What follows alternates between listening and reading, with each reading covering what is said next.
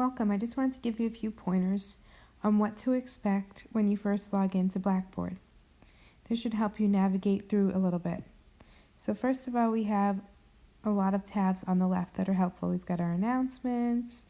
This is our Keiser Live. I highly recommend you guys watch the Keiser Live each week on Tuesdays. The time's provided for you. The discussion board is very helpful. That's where you can place questions and where you can answer some work for bonus points throughout the week. And then we have Meet the Instructor, so you'll find information on me here.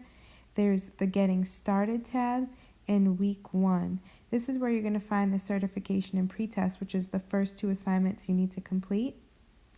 And then all the assignments for each week will be found on the left here. If you are unable to attend the live chat, I'm going to show you how you can find the recording so you can watch that at your convenience. So you would click on the Keiser Live like you normally would. It will take you to this screen where you'll click on Blackboard Collaborate Live Session. You will then see this screen, and you're going to want to click on these 3 black lines right here.